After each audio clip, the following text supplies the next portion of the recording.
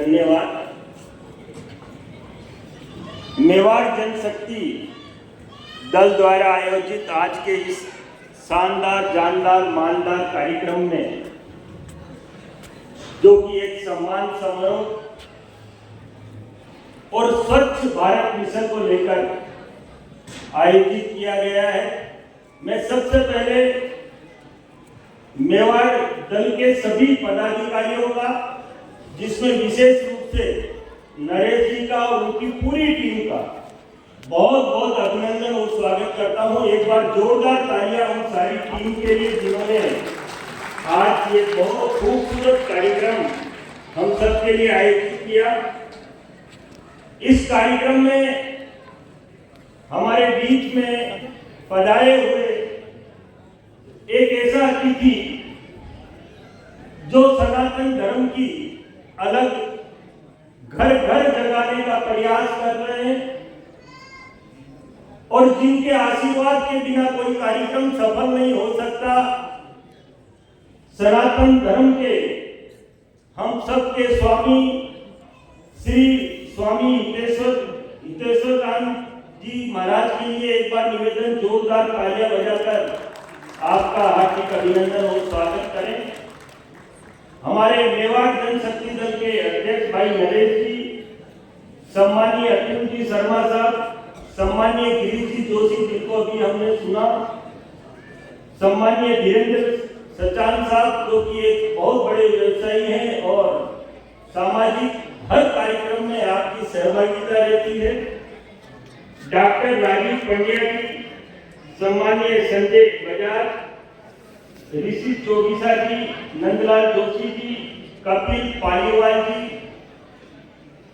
सभी अतिथियों का मैं मेरी तरफ से बहुत बहुत अभिनंदन और स्वागत करता हूं।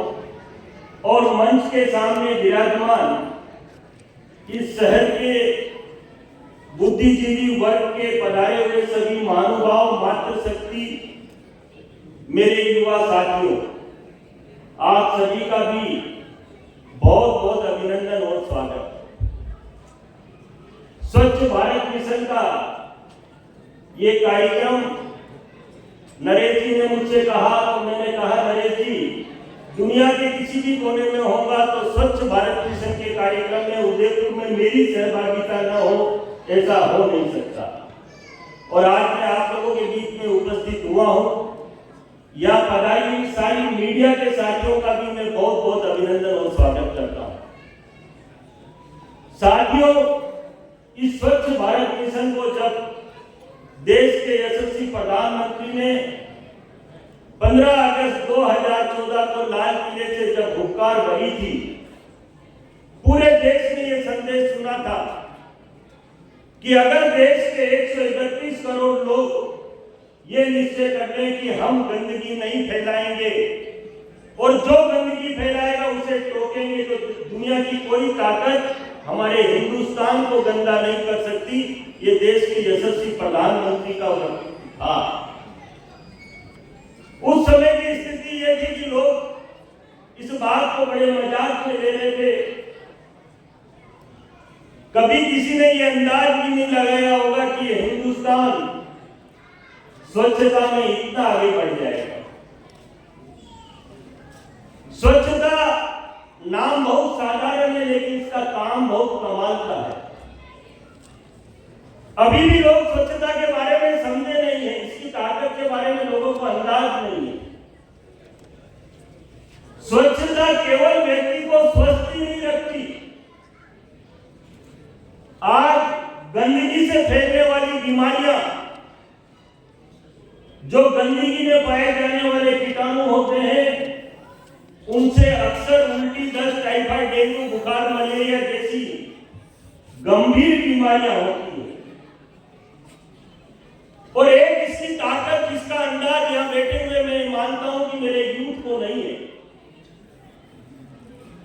आज हिंदुस्तान के हर एक व्यक्ति की जो एज ऑफ लाइफ, हमारी जो एज ऑफ लाइफ है वो 66.2 वर्ष है, जबकि विदेशों में रहने वाले लोगों की उम्र 88 वर्ष है। हमारे से 22 साल ज्यादा विदेशों के लोग जी रहे हैं।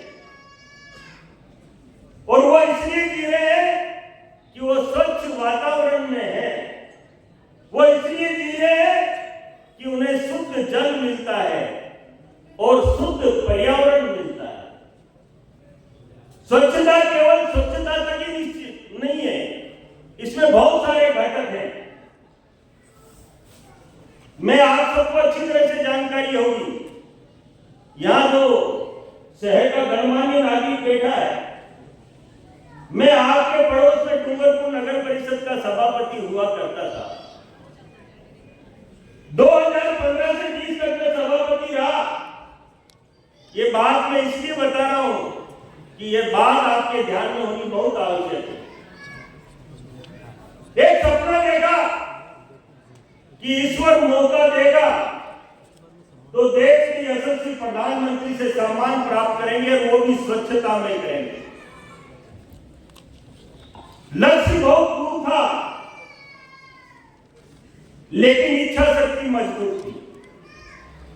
एक ट्राइबल बेल्ट का शहर अगर स्वच्छ बन सकता है तो मैं दावे के साथ कह सकता हूं, पूरी ताकत के साथ कह सकता हूं, पूरी ऊर्जा के साथ कह सकता हूं कि देश का हर एक शहर और हर एक गांव स्वच्छ बन सकता है, बशर्ते हमारी इच्छा शक्ति मजबूत हो।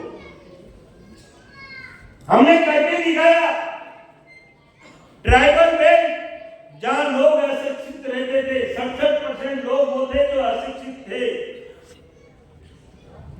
उन्होंने इस स्वच्छता को गले लगाया। सरकारी रिपोर्ट कहता है कि 67% बीमारियां जो गंदगी से होती थी, उल्टी, दर्द, टाइफाइड, डेंगू, बुखार, मलेरिया, वो आज वहां पर खत्म हो गई। ये मेडिकल रिपोर्ट कहता है। देखिए, स्वच्छ भारत मिशन का सपना देश के यशस्वी प्रधानमंत्री ने देखा कि मुझे हिंदुस्तान को स्वच्छ बनाना है। यह निर्णय कोई साधारण निर्णय नहीं था, यह क्रांतिकारी निर्णय कहा जाए तब भी कोई अतिशयोक्ति नहीं। और मैं तो हर जगह कहता हूं, ये लड़ाई कोई साधारण लड़ाई नहीं, आजादी से भी बड़ी लड़ाई है। ये देश के आज की तारीख में 142 करोड़ लोगों की लड़ाई है। और जब हम इसकी ताकत को समझ रहे हैं, एक कल्पना आप लोग यहां बैठकर करना, क्योंकि हमारे हिंदुस्तान की स्थिति हम बहुत अच्छी तरह से जानते हैं। यहां विभिन्न संगठनों के पदाधिकारी पधारे हैं। मेरा उनसे करबद्ध निवेदन है, हाथ जोड़कर अनुरोध है कि आज की हर एक बात सामाजिक स्तर पर घर घर जानी चाहिए। इस हिंदुस्तान के 60% लोग वो हैं जो दो टाइम का भोजन बड़ी मुश्किल से कमा कर खाते हैं। आप कल्पना कीजिए, अगर उनके घर में कोई बीमार हो जाए, क्या वो डॉक्टर के पास जा सकते हैं दिखाने के लिए? अगर डॉक्टर के पास चले भी गए तो क्या दवाई खरीद कर खा सकते हैं? नहीं। अंततः उन्हें मरना ही है, एक ही इलाज।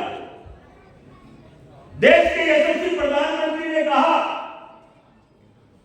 कि इस लोकतंत्र में राष्ट्रपति को भी एक ही वोट देने का अधिकार है और गरीब को भी एक वोट देने का अधिकार है। इसलिए गरीब भी सम्मान के साथ जिए। इसलिए स्वच्छ भारत मिशन को धरातल पर उतारने का काम देश के यशस्वी प्रधानमंत्री कर रहे हैं। अभी हमने कुछ दिन पहले देखा, 9, 10, 11 दिसंबर को राजस्थान में राइजिंग राजस्थान हुआ। 35 लाख करोड़ रुपए के एमओयू साइन हुए।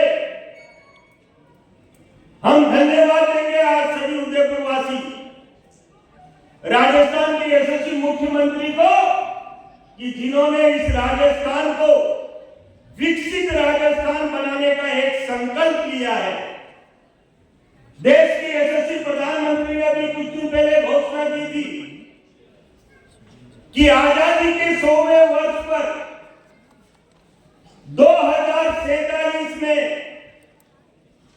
भारत स्वच्छ भारत बनेगा और विकसित भारत बनेगा। यह देश का यशस्वी प्रधानमंत्री कह रहा है।